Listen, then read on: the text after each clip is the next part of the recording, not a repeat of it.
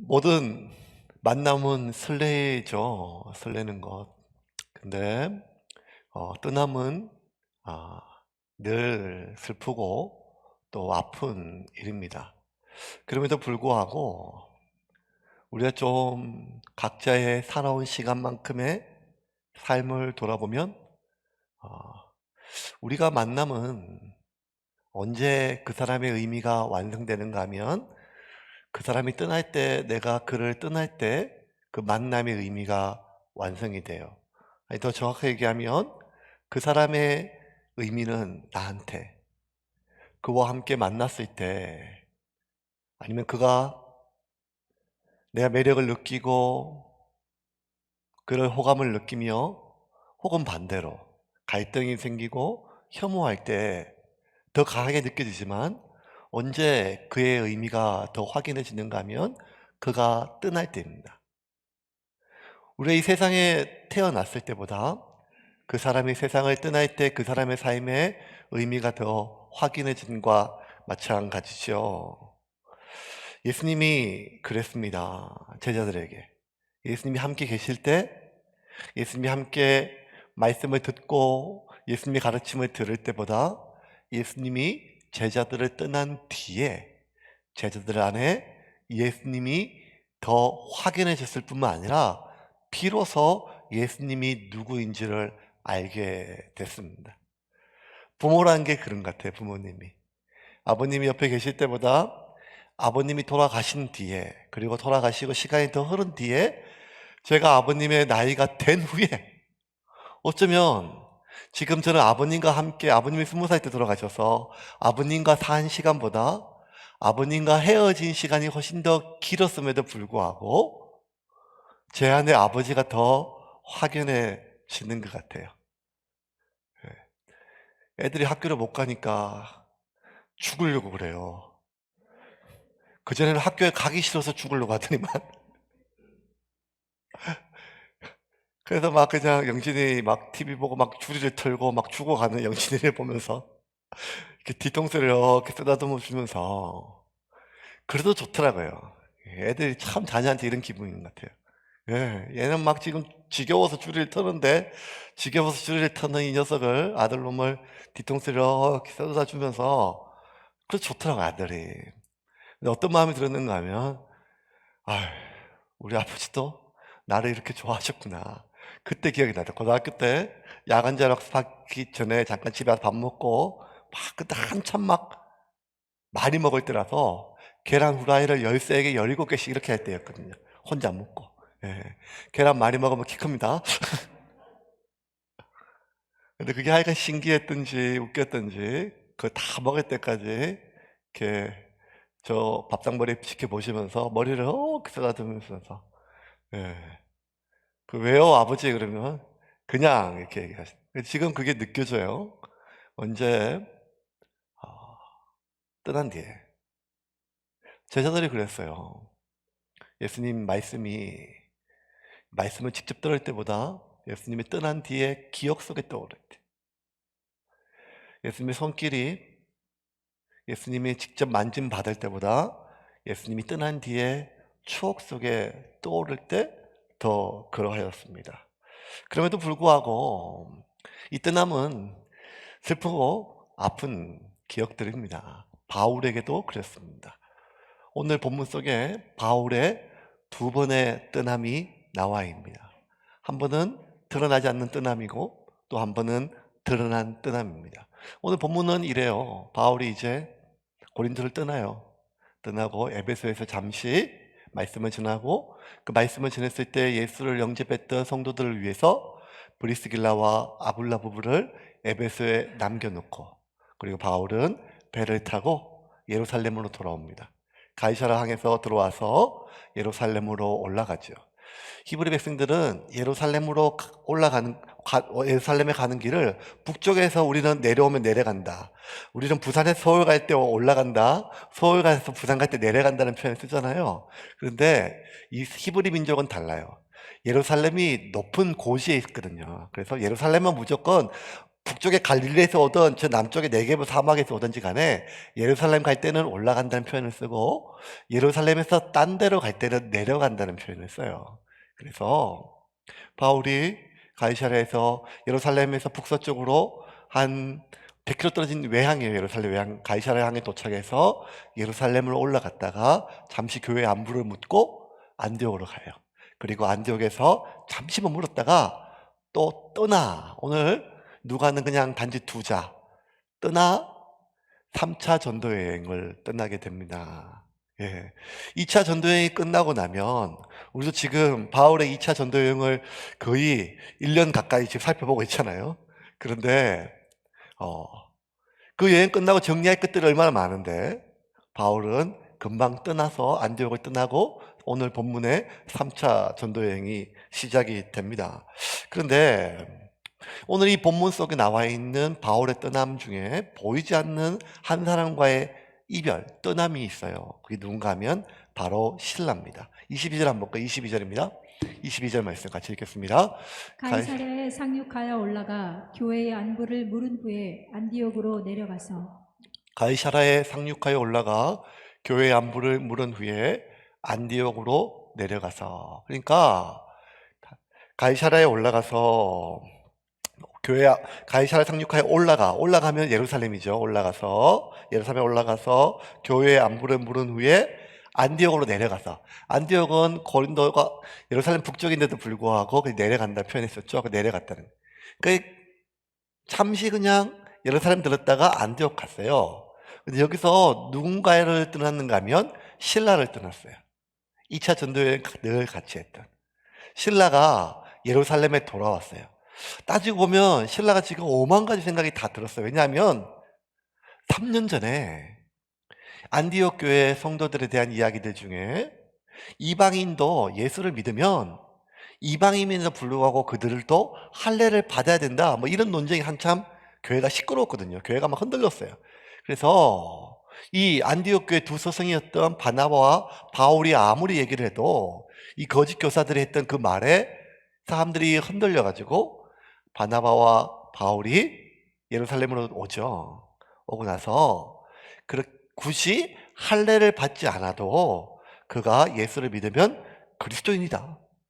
유대인이 중요한 것이 아니라 그리스도인이 되는 것이 중요하다. 하지만 그럼에도 불구하고 유대인들의 전통을 무시하지 말고 그들이 싫어하는 음식들, 피 같은 것들 아니면 혐오하는 음식들을, 종교적인 음식들을 대접하지 말고 그렇게 서로 유대인 그리스도인이나 헬라인 그리스도인이나 서로 화합하고 서로를 존중하고 그렇게 살아가라 하는 그러한 공적인 회의, 예루살렘 제1차 공의회 결론이 이루어져요. 결론이 이루어지고 그 회의 공문을 담았던 공문을 누가 가지고 가는가 하면 신라가 예루살렘 교회의 결정문, 일종의 법원의 선고문이죠. 그 선고문 공문을 가지고 안디옥 교회에 배달하러 갔었어요, 신라가.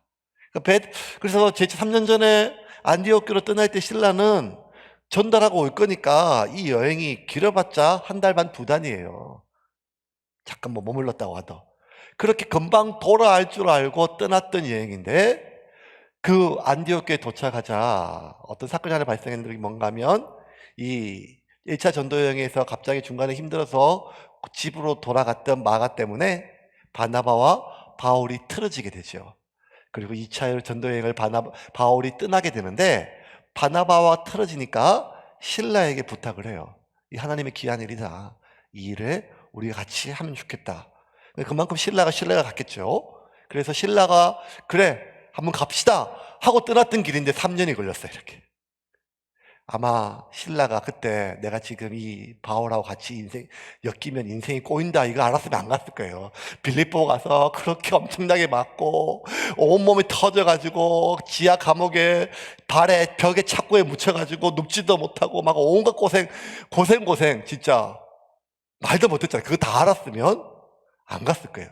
근데 사실은 바울은 그거 알았어요. 왜냐하면 1차 전도 여행에서 저쪽에 루스드나 이런 데 돌에 맞아 죽을 뻔했으니까 자기가 가면 어떤 고통을 당할지 다 알았지만 제 생각에는 성경에 나와 있지 않았지만 신라한테 다 얘기 안 한 것 같아요.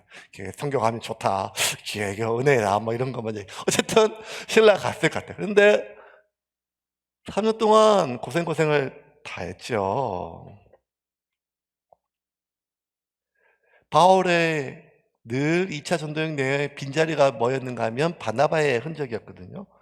근데 바나바의 그 빈자리가 전혀 느껴지지 않을 만큼 신라가 그 역할을 훌륭히 했었어요. 신라는 바울의 위로자였고 동력자였고 어쩌면 스승이었고 그리고 기댈 수 있는 은덕이었어요. 진짜 잊을 수 없는 전우지요. 남자들이 왜 군대 동기를 잘 못 잊는가? 뭐 매 맞은 것도 있지만 같이 있었던 군대 동기. 같이 고생해서 그렇겠죠. 같이 고생하면 그만큼 오래 가지요. 신라는 바울과 함께 모든 고생을 다 했죠. 함께 걷고, 함께 굶고, 그리고 매 맞고, 감옥에 갇히고, 욕먹고, 교회를 세우고, 서로를 위하여 기도하고, 막 전쟁도 이런 전쟁터가 없죠. 심지어 빌립보 감옥에 같이 갇혔어요. 따지고 보면 신라는 바울의 깜빵 동기예요. 매질 동기예요. 같이 싸우고 같이 기도하고. 그 신라는 바울에게 있어서 전우였죠. 물론 바울의 2차 전도 여행에 귀한 아들 같은 동력자 디모데가 생겨요. 근데 말 그대로 아들 생겼었어요. 바울이 2차 전도 여행 마칠 때가 아마 50 초반이었거든요. 디모데는 이제 갓 열 몇 살 넘겼던 그런 소년 같은 아이였었어요. 그러니 이 디모데가 아들처럼 내가 길러주고 뭐가 나에게 분명히 나에게 큰 힘이 되었지만 그럼에도 불구하고 무언가 속 얘기를 틀어놓고 상의할 수 있는 사람은 아니었죠. 누가 더 있었어요. 굉장히 똑똑한 인테리 의사였죠. 안디옥 헬라의 사람이었어요.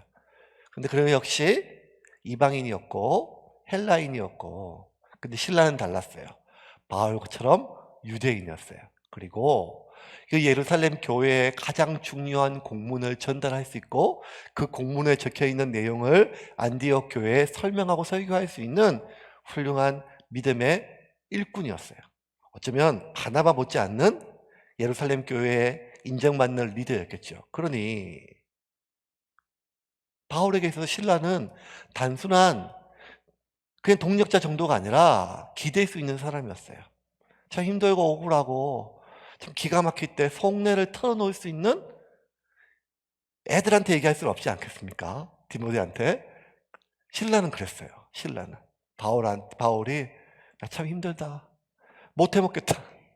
언제까지 이렇게 해야 될지 모르겠다. 뭐 이런 온갖 얘기를 다 할 수 있는 어쩌면 기댈 수 있는 그런 사람이었어요. 더군다나 가족의 정의가 점점점 바뀌죠. 가족이. 생물학적 가족보다는 실제로 우리가 생활법위의 가족이 참 많죠. 어떤 사회학자들은 가족을 이렇게 현대 사회의 가족을 이렇게 정의하더라고요. 현대 사회에서 가족은 기억을 공유할 수 있는 사람들. 기억을 공유할 수 있는 사람들. 특별히 힘들고 어려웠던 과거의 기억들을 추억으로 공유할 수 있는 사람들이 어쩌면 가족보다 끈끈하게 더 유대감이 형성된다고. 그런 걸 보면 어쩌면 신라만큼 바울과 함께 고생스러운 기억을 공유한 사람이 없어요. 바울의 전도여행 가운데 가장 고난받고 박해받는 지역 교회가 마게도냐였거든요. 빌립보, 데살로니가 그리고 베레아. 그중에 가장 극심한 데가 데살로니가 박해였었어요. 그런데 신라는 그 빌립보, 데살로니가, 베레아 다 함께 있었거든요. 오히려 바울은 급히 도망쳐 나오고 신라를 그곳에 남겨두고 신라가 그 모든 고난과 박해를 온몸으로 혼자 받을 만큼의 어쩌면 바울과 함께 가장 고통스러운 기억을 공유했던 사람이 바로 신라였습니다. 이제 예루살렘에 잠시 들렀던 디모데와 신라와 바울은 예루살렘 교회에 가서 2차 전도여행의 성과와 그 하나님의 섭리에 대해서 그리고 세워진 교회들에 대해서 본 교회였던 그래도 정신적 지주 역할을 감당했던 예루살렘 교회의 지도자들에게 보고를 합니다. 그리고 예루살렘 교회 상황을 듣고 그들은 금방 떠나요. 디모데와 함께 안디옥 교회로 가지요. 그때 신라는 예루살렘 교회에 남게 됩니다. 여러분 신기하죠? 아니 2차 전도여행 그렇게 죽기 살기로 생사고락을 다하고 선교의 중요한 의미와 그 수천 킬로 수만 킬로 떨어진 그 이방 땅에서도 이방인들이 예수의 복음을 듣고 하나님의 자녀로 예수 그리스도의 자녀로 그렇게 거듭난 것을 봤던 신라가 왜 바울의 3차 전도여행 안디옥으로 가지 않고 예루살렘에 남았을까요? 그 이유는 몰라요. 성경에 나와 있지 않으니까요. 더 정확하게 하면 신라는 이제 성경에서 사라져요. 어쨌든 아니 신라의 원래 의무는 안디옥에 편지를 전달하는 것이었기 때문에 원래 의무는 다 한 거죠. 그럼에도 불구하고 어쨌든 이유는 알 수 없지만 신라는 예루살렘 교회에 남고 바울은 안디옥으로 떠나요. 이 바울과 신라의 마지막 이별의 장면들이 상상이 좀 돼요. 바울과 바나바는 마지막 마가로 인한 의견 때문에 그렇게 정겨운 이별은 아니었던 것 같아요. 네 오른쪽 가면 내 왼쪽 갈게 하면서. 그런데 바울과 신라의 마지막 이 이별은 떠남은 어쩌면 바울에게 굉장히 시리고 아팠을 수도 있겠지요. 어쨌든 바울은 떠나요. 그리고 신라는 예루살렘에 남아요.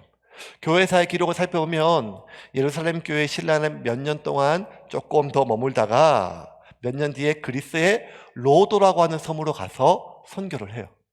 그리고 몇 년 뒤에 체포되어 순교해요. 그러니 바울과 다시 만나지 못했겠지요. 그 두 사람이 이 예루살렘 교회에서 마지막 떠날 때 이별할 때 둘 다 이것이 이 땅에서 보는 마지막 만남이라고는 둘 다 몰랐어요. 하지만 둘 다 그런 생각은 있었죠. 2차 전도여행 수많은 죽음의 위협을 받기 때문에 선교라는 것이 언제나 그 생사의 사선에 넘나드는 그런 줄타기이기 때문에 우리가 오늘은 살 수 있지만 내일을 기약할 수 없는 그런 사역자이기 때문에 어쩌면 다시 못 볼 수도 있다는 것을 알고 헤어졌던 그런 마지막 이별이었을 것입니다. 어쨌든 바울은 그렇게 신라를 떠나고 안디옥으로 돌아와요. 그리고 안디옥으로 돌아와서 그냥 잠깐 머물고 그리고 다시 떠나요.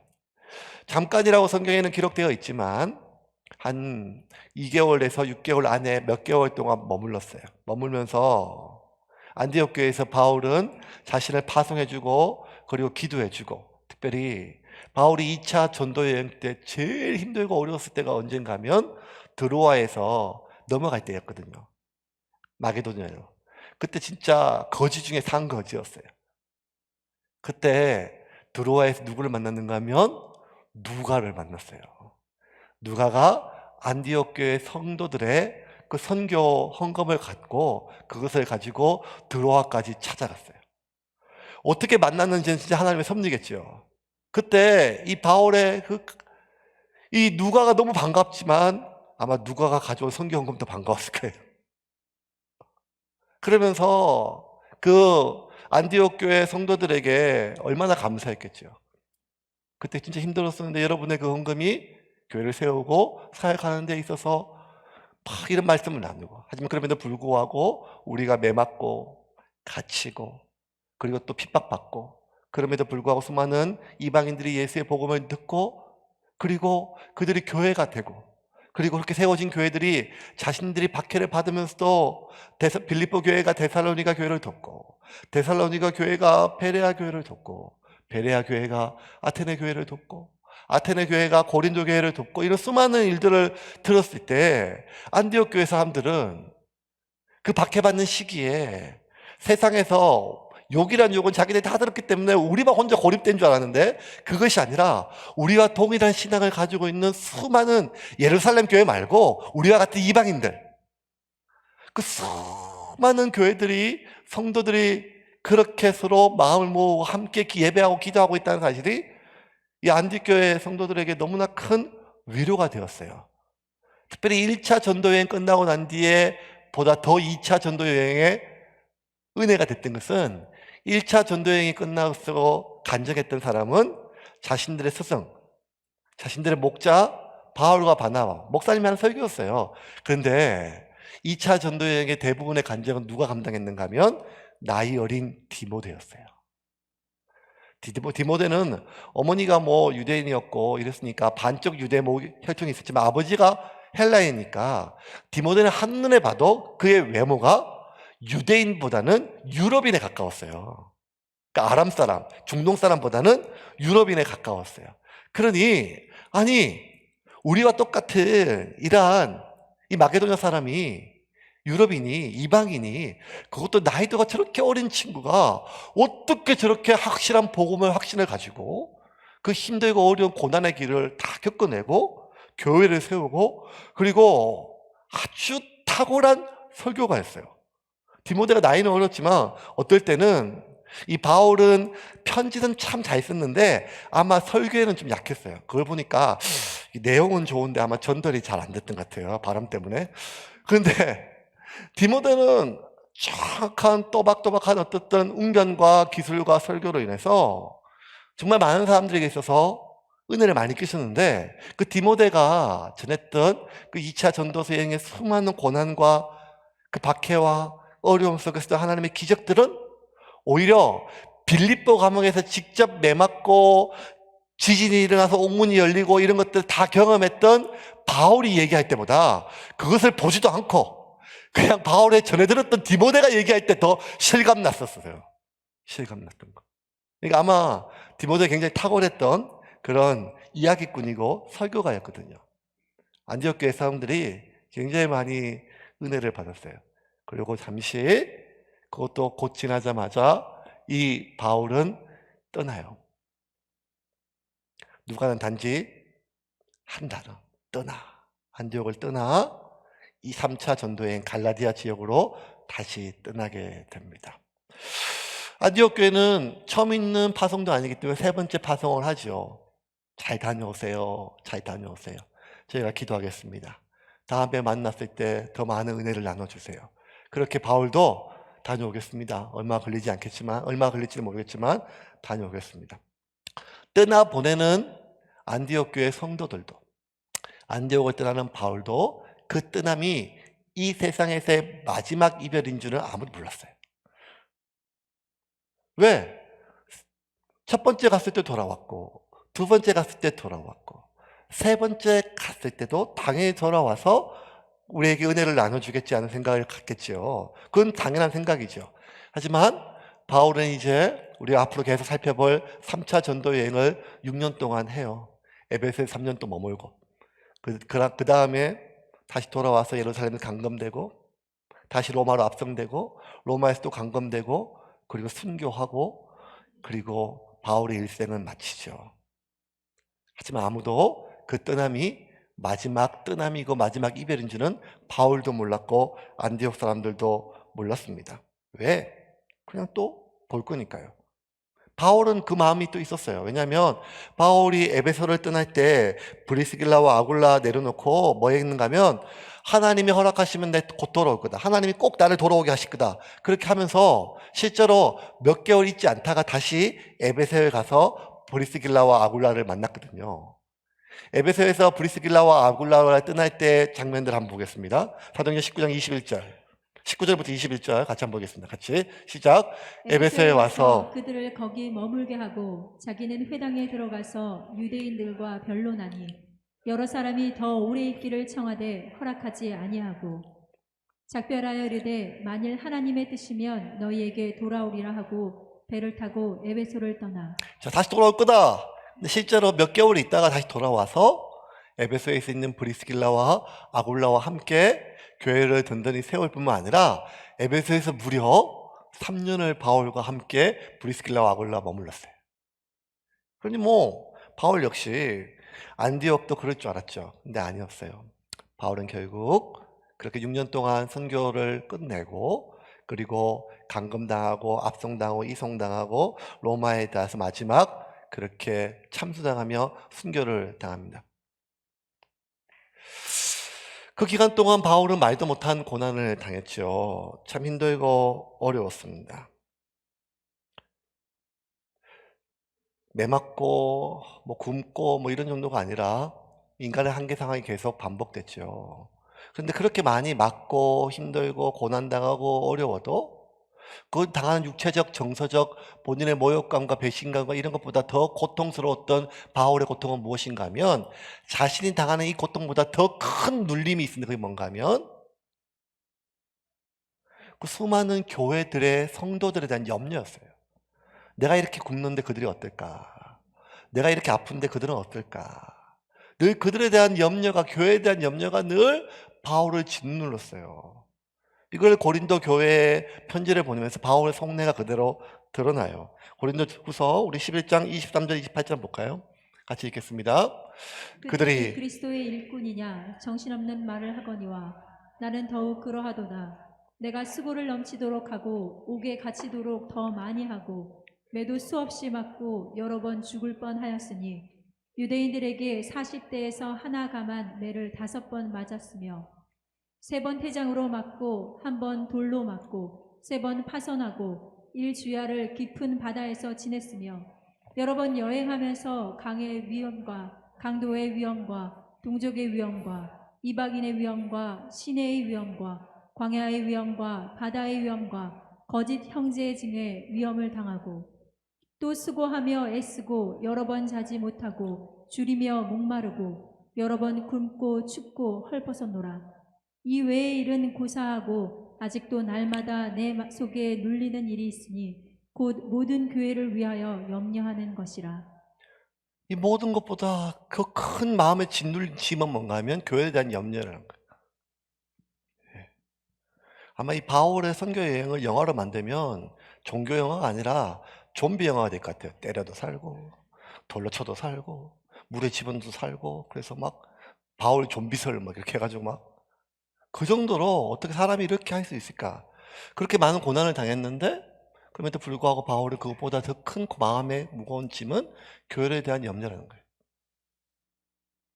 갈라디아 지역에 비시디아 안디옥 교회, 루스드라 교회, 더베 교회, 이고니온 교회, 그리고 마게도냐 지역에 빌립보, 데살로니가, 베레아, 그리고 남부 아가야 쪽에 아테네, 고린도, 그리고 에베소, 이 수많은 교회들 하나하나에 대한 그 염려들이 늘 그의 가슴속에 짓눌렀어요.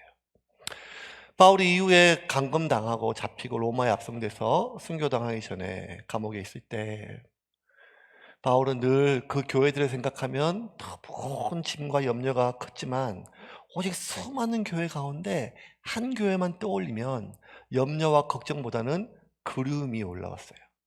그 교회가 어떤 교회인가 하면 자신을 파송해 준 안디옥 교회. 안디옥 교회. 이제는 이런 공사까지 저희를 안 도와주네요. 예, 안디옥 교회. 오늘 예배 한 시간 동안만 좀 조용히 해달랬더니. 예, 예. 그 안디옥 교회를 생각하면 늘 그리움이 앞서고 고마움이 앞섰어요. 내가 예수 믿는 사람 잡아다 때려 죽이고 감금하고 고민하는 그런 진짜 죄인 중에 괴수인데 이런 나를 불러다가 목사라고 불러주고 목사라고 믿어주고 나를 선교사로 파송해준 그 고마운 교회. 내가 참 힘들고 어려울 때마다 늘 어디 가든지 나를 위하여 기도해주고 내가 굶주릴까봐 내가 고난당할까봐 내가 아플까봐 어려운 형편에서도 마음을 다하여 힘을 모아준 그 안디옥 교회. 고린도 교회는, 베레아 교회는, 데살로니가 교회는, 빌립보 교회는 다 아픈 손가락이에요. 어느 하나하나. 그런데 안디옥 교회는 그리움이고 푸근함이고 감사함의 마음이었어요.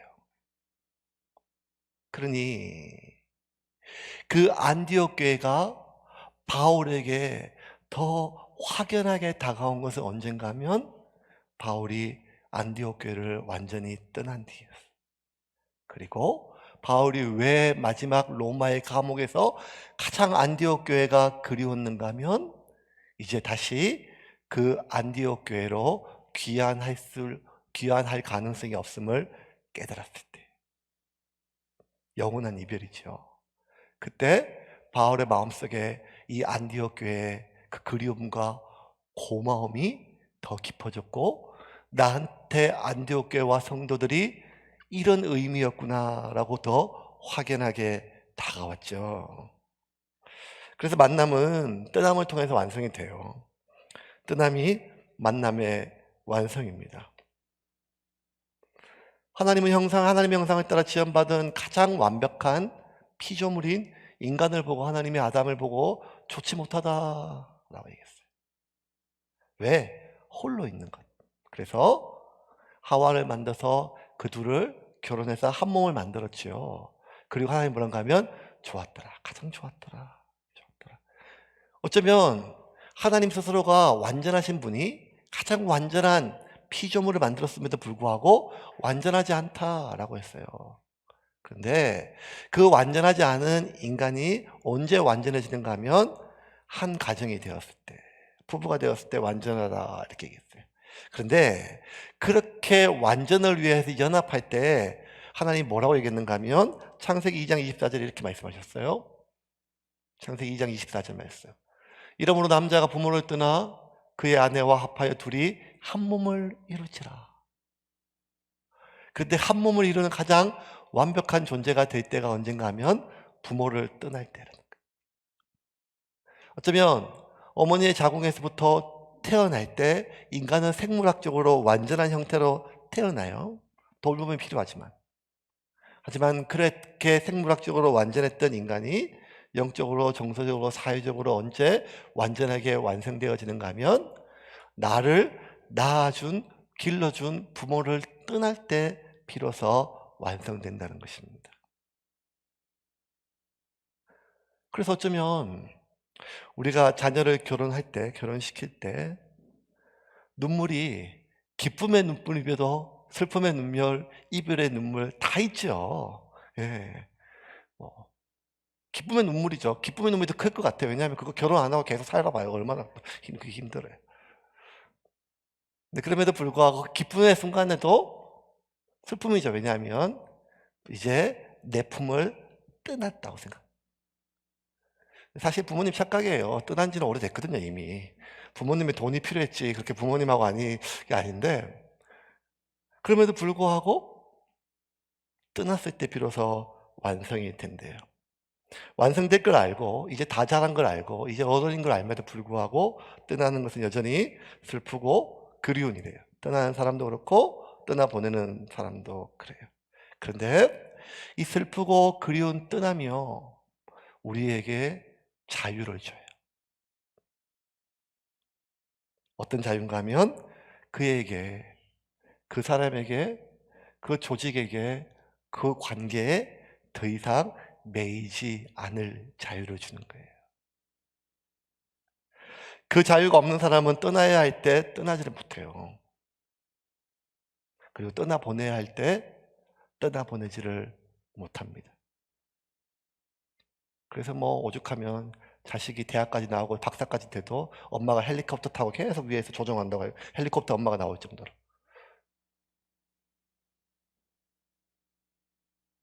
그렇게 떠나보내지 못할 때, 떠나지 못할 때 우리는 그 사람을 묻고 그 관계를 묻고 그리고 내가 묶이고 집착하게 됩니다. 그렇게 결혼한 자녀를, 떠나는 사람을, 퇴사하는 직원을, 수많은 관계들을 그렇게 하게 되지요. 예수님의 마지막 떠남이 이제 이 종료주일부터 십자가의 기간을 고난주간으로 봅니다. 예수님 마지막 떠나는 순간 이제 날이 새면 제자들을 떠나요. 3년 동안. 내 자식 같은. 그때 예수님이 뭘 하시는가 하면 제자들의 더러운 발을 씻겨주시고 밥 한 끼 정성껏 지어 먹이셨습니다. 이제 예수님께서 당신도 내일이면 십자가에서 모진 고난을 당할 것을 아셨지만 예수님은 내가 이렇게 이 세상을 떠난 뒤에 이곳에 남겨져 있는 가룟 유다를 제외한 11명 모두가 어떤 고난을 받고 순교할지를 아셨어요.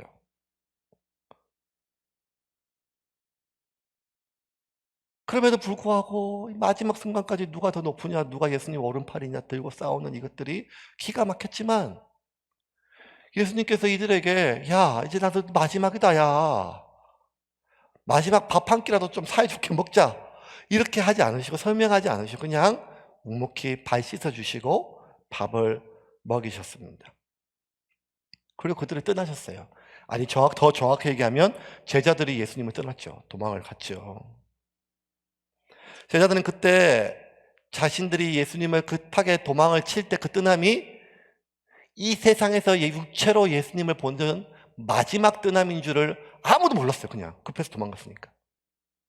하지만 예수님은 아셨죠. 3년 동안 내가 먹고 입히고 그렇게 살리고 모든 걸 했는데 결국 저렇게 다 가는구나. 그걸 다 알고도 예수님은 밥을 먹이시고 그들의 발을 씻어 주셨습니다. 왜 그랬을까요? 예수님 다 하셨거든요. 다 하셨어요. 예수님 지금.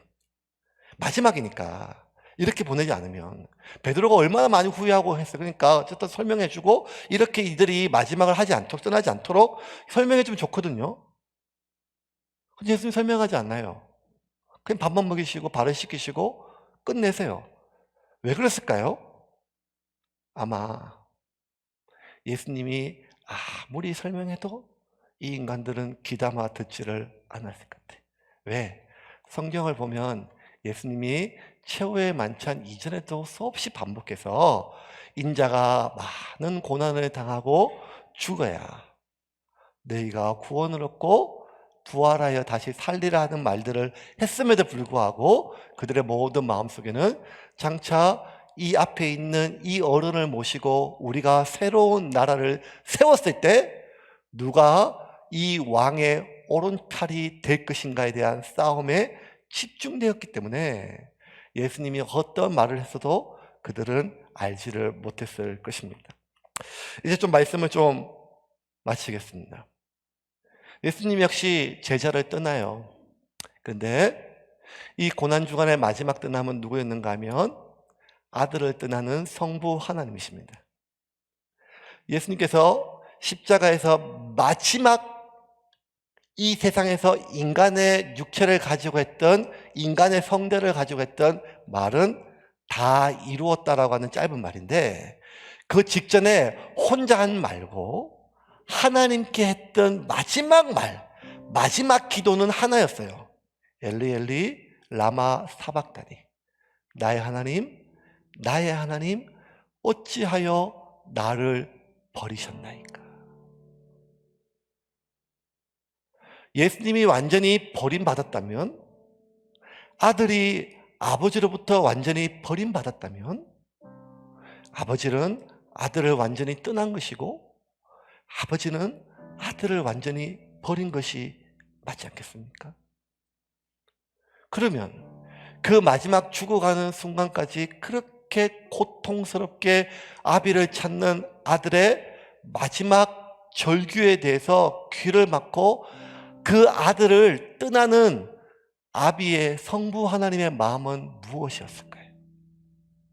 그것은 내가 떠나야 네가 비로소 구원자로 완성될 수 있기 때문에.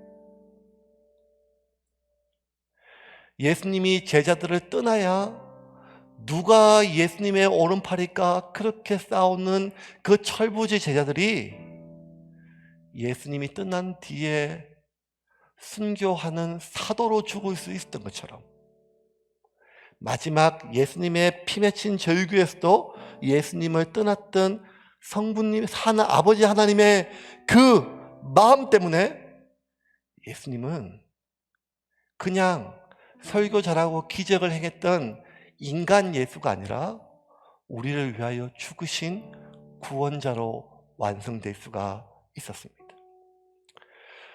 사랑하는 성도 여러분, 우리는 어쩌면 한 번도 경험하지 못한 길을 잠시 잠깐 겪을 것이 아니라 앞으로 좀 길게 겪을 수도 있을 것입니다.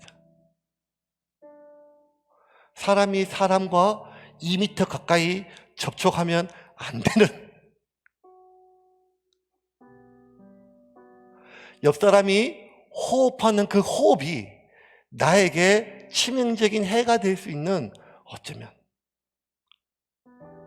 이것이 상징하는 수많은 떠남과 단절들이 계속될 것입니다. 그것이 진짜 직장이든 관계든 교회든 내 삶의 안정감이든, 절대로 나는 혼자 그것 없이는, 그 사람 없이는, 그 도움 없이는 나는 힘들 것 같고 살 수 없을 것 같은 두려움이 있지만, 그럼에도 불구하고 내 삶은 광야처럼 마지막까지 하나님 이것만은 안 돼요, 이것만은 안 돼요 라고 부르짖는 그거 마지막까지도 어쩌면 하나님은 떠나보내고 떠나고 단절되는 고립과 고립으로 우리를 남겨두는 이유는 한 가지입니다. 그것은 그 떠남을 통하여 내 안에 완성시킬 하나님의 섭리가 있기 때문입니다. 그러므로 여러분, 너무 두려워하지 말고, 힘든 시기, 어렵지만 우리가 집착하고 매이는 것이 아니라 오직 그렇게 떠날 수 있는 자유를 가질 때 우리 안에 영원히 떠나지 않는 내 안에 계시는 성령님을 온전히 만날 수 있음을 믿으시기를 바랍니다. 자식도 떠나고 교회도 떠나고 사라지고 평생 믿었던 내 소유의 모든 것도 떠날 수 있지만, 결코 나를 떠나지 않는 내 안에 계신 성령님을 우리는 언제 집중하게 되는가 하면 모든 것이 단절된 광야입니다. 이번 한 주 동안 그 주님의 고난과 그 주님의 떠남과 이별을 묵상하시면서 그렇게 부활의 아침을 기대하는 여러분이 되기를 주님의 이름으로 축원합니다. 모든 것은 떠나도, 아니 모든 것이 떠날수록 내 안에 계신 성령님은 명확하게 우리가 확연해질 것입니다. 그 성령님과 내 안에 계신 성령님의 의미를 확연하게 되새기는 한 주가 되기를 주님의 이름으로 축원합니다.